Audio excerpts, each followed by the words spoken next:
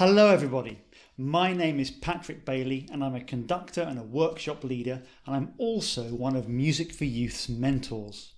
This is a short film about conducting, both from the point of view of a conductor of a young ensemble as well as the point of view of a member of that ensemble, a young musician new to being conducted.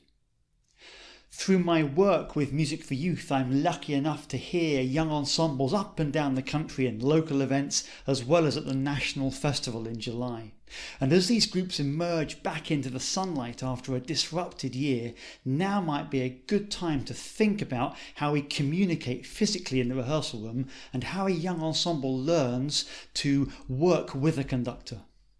I'm going to introduce some games and techniques that I use with young ensembles and workshops and whole class groups, and I hope some of them might be useful for you to adapt and use with your own group. A conductor's upbeat shows the intake of breath, the preparation to make a sound. And I like to start here to get everybody playing together. It's a simple exercise you can run at the start of a rehearsal or sometime in the middle, and it's done without instruments, just using our voices. But the point is, you're going to lead the ensemble to make a sound just by using your breath. So everyone in the group needs to watch and be ready. You're going to breathe in and then make a single clear sound like ta together. So are you ready? Ta. You could do a different sound. Ba. Ba. You can introduce dynamics and character and expression with this exercise too. I'm going to use the word bang now. Bang! Now I'm going to use the sound oo. Ooh. You can explore many different sounds and gestures this way, and sometimes it's really fun to let members of the group lead it too, if it's possible within current regulations. Now I like to repeat this exercise, but with all the members of the group playing their instruments, but I'm still only going to lead it by breathing. So I might run through the same exercises and get the young musicians to imitate those sounds on their instruments. Of course, you can give them a pitch, everyone's playing in unison, or you can let them play any pitch they like. So I'm going to start again with ba and get them to play one short crisp note with an articulation that sounds a bit like that. Ba. Again, you can introduce expression and dynamics too. Or a sustained sound.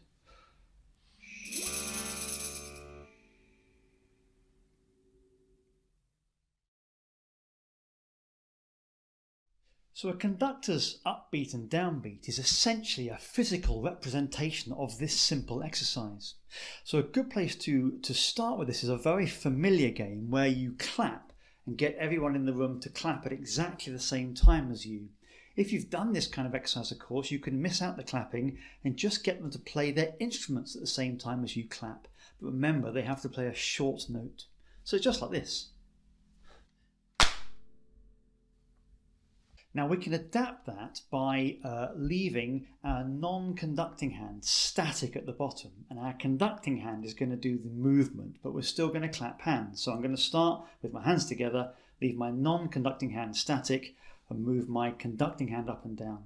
Now as a conductor you might like to introduce the idea of a breath and making a vocal sound like ta as you clap. But everyone else in the room can do the same as you, or they can play their instruments. Here we go. Now get the group to do that one more time, but this time you're going to move your static hand out of way. So you're going to kind of pretend to clap, starting and ending in the same place with your conducting hand. And again, you can link it through to your breath and make a sound again. But here we go. Now you'll see it had a little bounce at the bottom, and that's where the sound comes. Let's see if we can get that. If it's possible within your current setup, Get members of the group to take it in turns to lead this exercise, so they all get a sense of what it is to lead the sound and to get the ensemble to coordinate a note together. If you often give 2 beats into a piece, 3-4, you can repeat the exercise, but this time giving 3-4, but still breathe on the upbeat.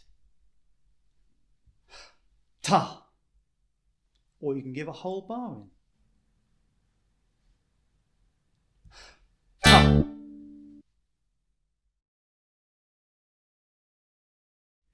If you have a regular warm-up at the start of your rehearsals, like scales for instance, you might like to introduce this sense of breathing together at that moment.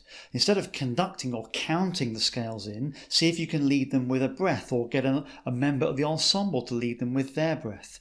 Using this exercise of breathing together and listening in a really familiar setting like a warm-up can be really helpful. A different way of approaching it is just to breathe and get the ensemble to sustain a chord or a note. So again, you lead with a breath, an intake of breath, and somehow imply the dynamic, and everyone breathes together and sustains this sound. And here's a good place where I'm sure lots of people already encourage a blended sound, an ensemble sound, by getting people to listen to the sound they're making and to listen to the sound that the ensemble is making, and make sure the two things really match.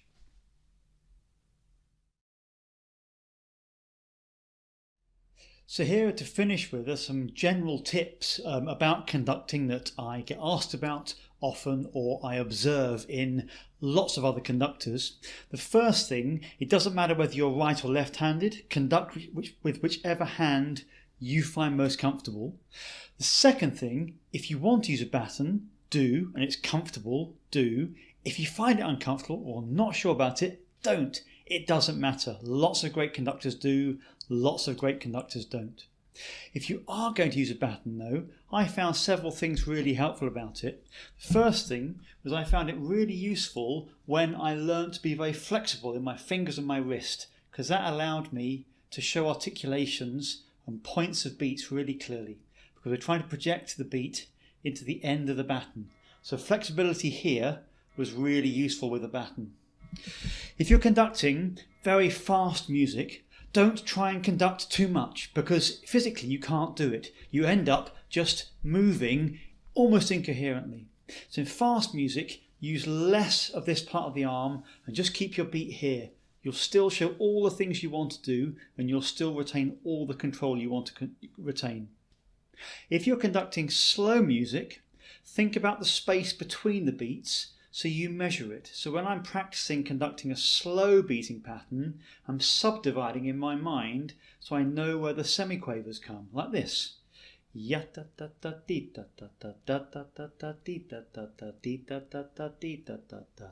of it more as drawing a line rather than giving 4 individual beats.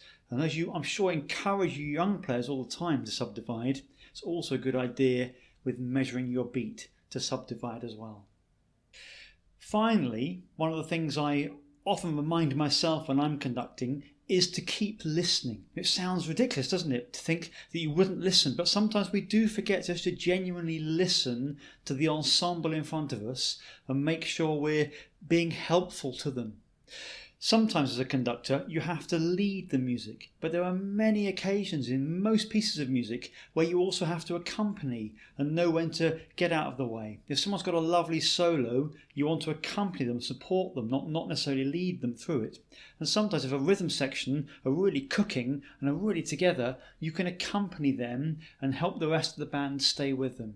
So just keep listening. I wish you all the best for your ensembles as they meet again, maybe for the first time in a year in some cases, and I hope to see all of you at a Music for Youth event before too long.